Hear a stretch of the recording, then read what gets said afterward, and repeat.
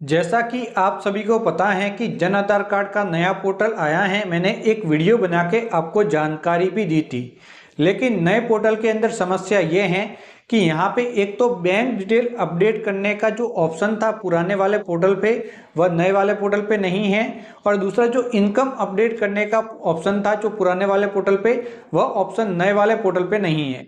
जब भी नए वाले पोर्टल पे जाएंगे तो ये दोनों ही ऑप्शन दिखाई नहीं देंगे, जबकि पुराने वाले पोर्टल पे ये दोनों ऑप्शन थे।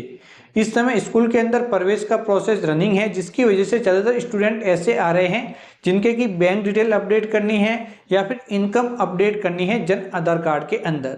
तो ये काम आप नए पोर्टल के माध्यम से किस प्रकार से कर सकते हैं, तो स्टेप बाय स्टेप आपको जानकारी देने वाला हूं कि कौन से ऑप्शन का इस्तेमाल करना है, कहां पे अपडेट करने का आपको ऑप्शन मिलेगा जहां से आप इन डिटेल को अपडेट कर सकते हैं।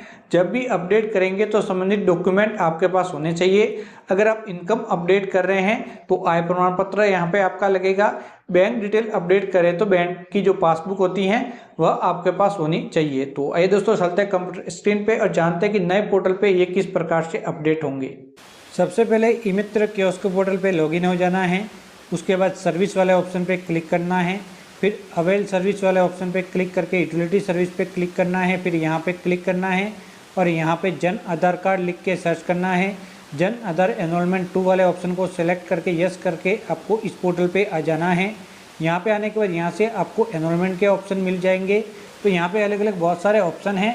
तो जन आधार कार्ड के अंदर इनकम व यहाँ पे बैंक डिटेल अपडेट करने के लिए ये वाला ऑप्शन है। इसके अलावा बहुत सारी जानकारी और भी हैं जो आप इस ऑप्शन से अपडेट कर सकते हैं। तो यहाँ पे सभी ऑप्शन मिल जाएंगे। आप जस्ट यहाँ पे क्लिक करके प्रोसेस पे क्लिक करेंगे। अब आपको अपने जन आधार कार्ड संख्या दर्ज करके सर्च पे क्लिक करना है। जैसे ही आप जन आधार कार्ड संख्या दर्ज करके सर्च पे क्लिक करेंगे परिवार के सदस्य दिखाई देंगे। उस सदस्य को सिलेक्ट करना है जिसके आधार कार्ड पे OTP आप भेजना चाहते हैं और eKYC आपको करनी है। तो मैं यहाँ पे मुखिया को सिलेक्ट कर लेता हूँ, अभी आप स्क्रीन पे देख सकते हैं। और उसके बाद आधार ऑथेंटिकेट पे क्लिक करना होगा। उसके बाद यहाँ पे OTP वाला ऑप्शन लेके OTP भेजे पे क्लिक करूँगा। आप बायोमेट्रिक भी कैप्चर कर सकते हैं कस्टमर की। उसके बाद OTP नंबर डाल के प्रमाणीकरण करे पे क्लिक करना है और यहाँ पे फॉर्म ओपन हो जाएगा और इस प्रकार से आपके ऑप्शन आएंगे और उसके बाद आपको वेट करना है। और इस प्रकार से आपके परिवार के सभी सदस्य, अगर आप एड्रेस अपडेट करना चाहते हैं, ये थर्ड वाला भाग है, तो इस वाले ऑप्शन पे क्लिक करके आप एड्रेस अपडेट कर सकते हैं जन आधार कार्ड के अंदर। और इस प्रकार से परिवार के सदस्य दिखाई देंगे। तो जिस सदस्य की डिटेल आप अपडेट करना चाहते हैं तो उस सदस्य को आपको सिलेक्ट करना होगा। अगर आप सभी सदस्य की डिटेल अपडेट करना चाहते हैं तो सभी को सिलेक्ट कर सकते हैं। सभी ऑप्शन आपको मिल जाएंगे। अगर एक सदस्य के बैंक डायरी वगैरह अपडेट करना है तो नेक्स्ट पे क्लिक करना है। यहाँ पे आएंगे तो आपको इस प्रकार से ऑप्शन मिलेंगे। तो यहाँ पे सबसे पहले एक सदस्य सिलेक्टेड हैं।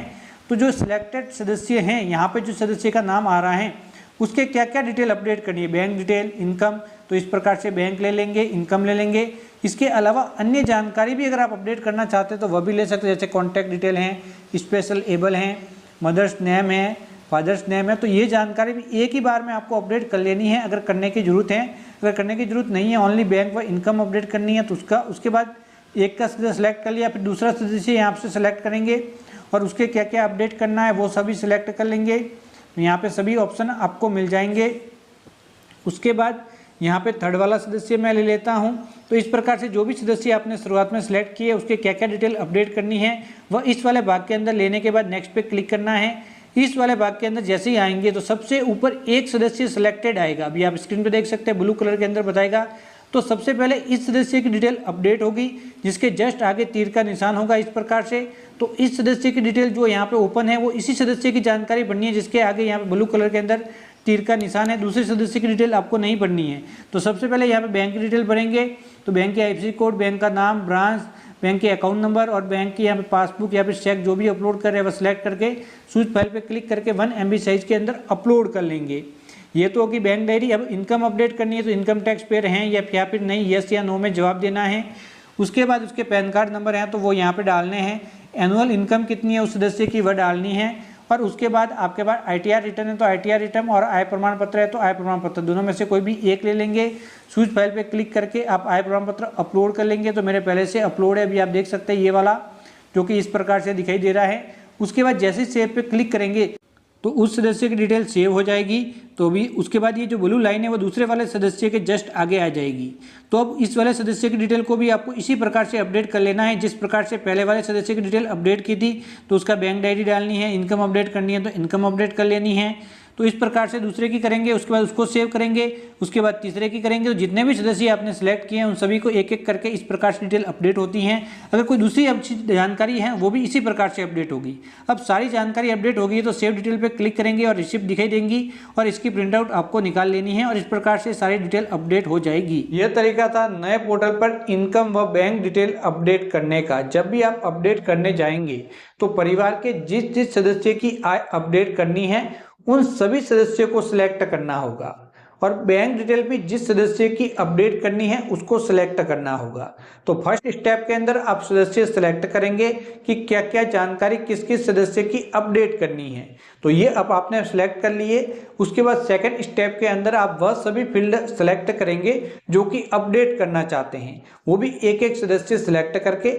उसके बाद आप अंतिम स्टेप पे पहुंचेंगे जहां पे डिटेल अपडेट करके डॉक्यूमेंट अपलोड करेंगे और अंत में आपकी रिसिप्ट दिखाई देंगी। प्रीव्यू करके रिसिप्ट आप यहाँ पे प्रिंट कर लेंगे और आपका प्रोसेस कंप्लीट हो जाएगा।